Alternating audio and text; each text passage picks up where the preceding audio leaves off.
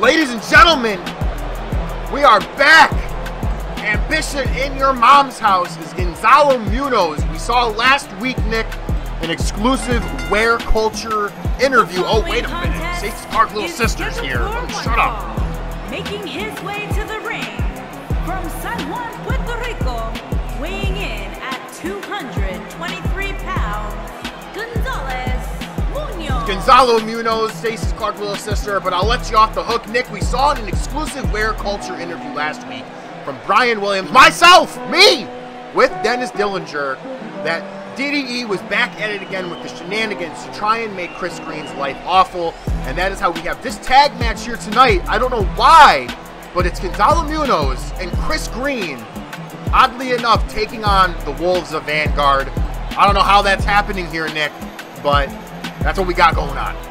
With DDE going so heavily after Chris Greene, you have to wonder, Gonzalo Munoz and Chris Greene, I mean, who put this team together? Who made this happen? And will Gonzalo Munoz even be willing to back up Chris Greene in this matchup? There's a lot of questions we have unanswered that won't be able to be answered until we actually get into this matchup. But out now comes one of the hottest rookies, has been made a star in recent times by the Ambition shows, and has really proven himself to be full of heart. It's Chris Greene. Introducing first, from Rochester, New York, weighing in at 206 pounds, Chris Greene. Chris Greene sporting the trunks here tonight, a switch from his tights. And you're absolutely right, Nick. As of late, this young man has been one of the hottest acts in all of OCW. We've seen this heated, escalated feud between himself and El Primero.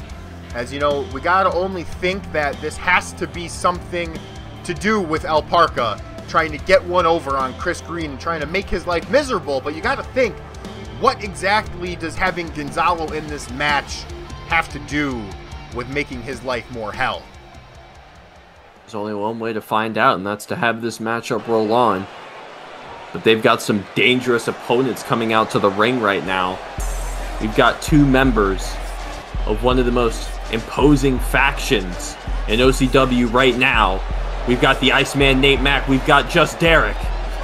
Two halves, or two-thirds of the Wolves of Vanguard.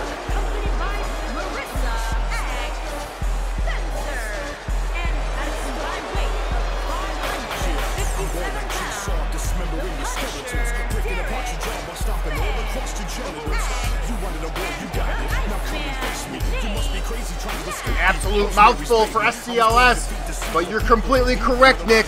We have 2/3 of the men in Wolves of Vanguard as Nate Mack and Just Derek, what has been known now to be the proper formal tag team of the Wolves of the Vanguard. They're looking to try and catch a W here tonight. Their last, marquee bout was meant to be against Sanctum, but obviously with fortunes untold, and sadly we saw Elliot Parker and, oh God, who attacked, excuse me, wow, I'm a horrible human being. We had Elliot Parker attack Sheldon Tremblay and Just Derek throw Frazier through a table. So, tonight they finally get another tag team opportunity. As, later on in this show, Nick, the tag team champions are going to be in action. They indeed will be. As right now, we've got a tag team looking to get back in the title hunt in the Wolves of Vanguard. And the most unlikely of allies in Chris Greene and Gonzalo Munoz. As you mentioned, how does this further DDE's goals? How does this further El Parca's goals of trying to make Chris Greene's life a living hell? You gotta think, especially with Gonzalo starting a match. Wow, the strength. We've heard El Parca call Gonzalo his personal Sicario, his personal Hitman. And we've seen that especially on the last Riot, when we saw Gonzalo attack Colin Locke backstage. Obviously, we then saw later on, after Colin recovered, the Ultra Scoop. But now back to the action as Derek hits with a beautiful clothesline counter onto El Parca's Sicario. Indeed. I mean, Gonzalo Munoz, as you mentioned, is no slouch. Calling him his personal hitman, he's a very dangerous in-ring competitor, particularly when you let him get going like he's doing right now to Iceman Nate Mack and formerly to Just Derek, who tagged out to get away from this man. But listen, Gonzalo Munoz, I don't think he's going to lay down just because Chris Greene's out there on the apron. But who even knows if he's going to tag Chris Greene? Maybe he'll try and do this whole thing on his own. Maybe he'll try to prove himself as his personal, as you say, El Parca's personal Sicario. You're absolutely correct, you know.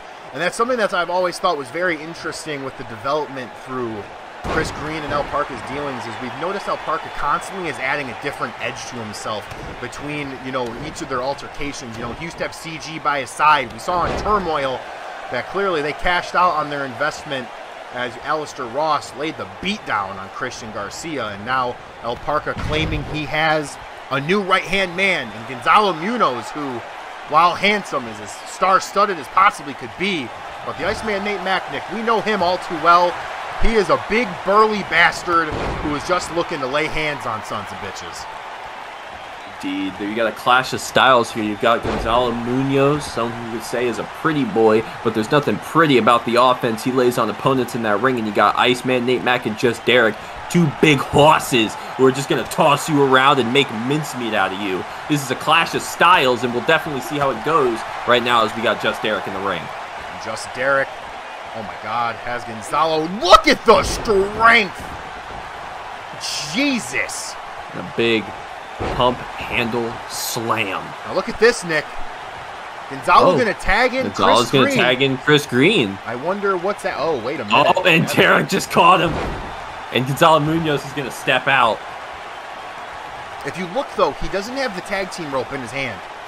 OCW rules state you got to have the tag team, the tag rope in your hand for a tag to count. And it's really interesting. He's standing in the corner watching Chris Greene just get pummeled by these clotheslines, but does not have the rope in his hand.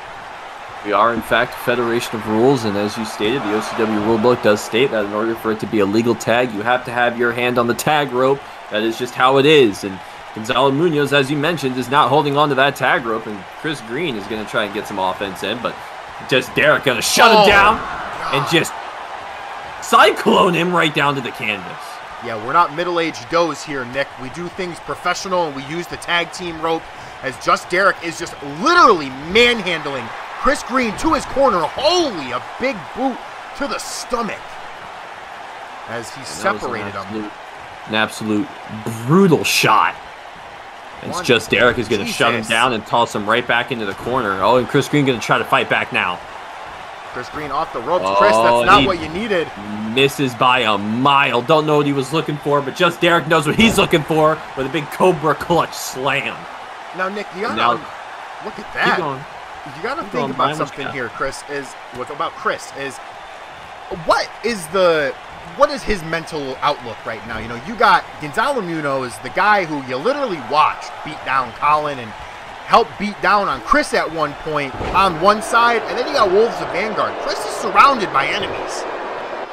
Chris is indeed surrounded by enemies. Ted! And Ted is just not going to count this cover.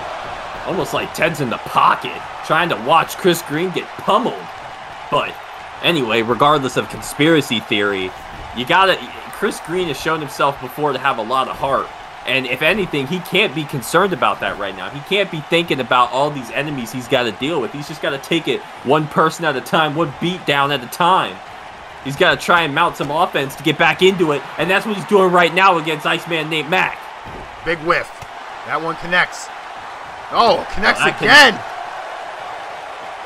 Chris Greene's trying to stay on top of Iceman Nate Mack, trying to make sure that he gets his offense in, trying to keep him down, trying to keep him grounded.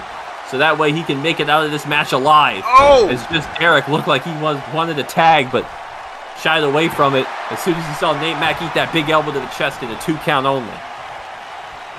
You know, it's very interesting to sit here and think about it, Nick, because Chris Greene is just the smallest man in this match, and this just does not benefit him. Look at Gonzalo mockingly offering him. What a just absolutely disgraceful behavior by Gonzalo Munoz, just kind of mocking Chris Greene. As Iceman Nate Mack just going to pick him up and just shove him right back down to the canvas. There's no doubts about it. This is a mugging. This is a beatdown. And it's kind of sad to see it here and think about it. Yeah, absolutely. It's just like, how can something like this go on? How can El Parca sit here and sleep at night by watching this sort of thing? But here, you know what, Nick? I got to say, the Wolves of Vanguard, what a performance. I know it's against one man. I know I'm going to sound terrible, but goddamn, the performance these two are having. These are two professional athletes, no doubt about it. They might have a more brutal style than technical, but they are two professional athletes who know how to put a beat down on someone when it's deserved and when it's needed. And I don't think this is deserved or needed, but this is just undeniable. You know, we've heard the tag team champion Sanctum say that if people want to make their call, they want to make their claim for the gold, they have to pick up some wins. And, you know, this is a tag team match regardless of what we want to say, Nick. So, Wolves of Vanguard, if they could pick up a big victory here, they could throw themselves into #1 contendership contention. We never could know, but oh no. Oh, that's man. not Oh what my Chris Greene wants. God, and look at stop. Look, Nick, Gonzalo jumps off. No, drops off the apron. Oh no. Oh no, and Chris Greene right back into the corner of the Wolves of Vanguard, just taking a brutal mugging. And once again, Just Derek in a tag in. Nate Mack look at this. Oh, look at this. Oh! Oh, my goodness. And Gonzalo Munoz is walking out. He's done. Gonzalo Munoz is walking out as Nate Mack slides into the cover and Chris Greene kicks out at 1. Chris Greene has proven time and time again that he has heart. He can just kick out. He can find that little tiny little bit left in the gas tank to keep going. But against two members of the Wolves of Vanguard, against two big hosses like this, I don't see how it happens. I don't see how it could happen either, Nick. You know, there's making miracles happen, and then there's literally doing God's work. And right now, I feel like for Chris Greene to pull that victory out of his hat would be one of God's greatest miracles we could possibly see. Is Gonzalo Munoz mocked him in the corner, and then just out left, taunted at the crowd, and then just is gone.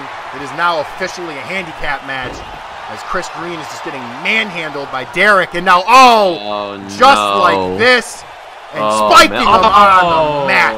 Man. Wow. For the cover. This is embarrassing. This is disgusting. Oh my God. Just like that, Nick. Wolves of Vanguard are victorious. But at what cost? I don't know what kind of victory it is. I don't know how you could describe this victory as anything but disgusting.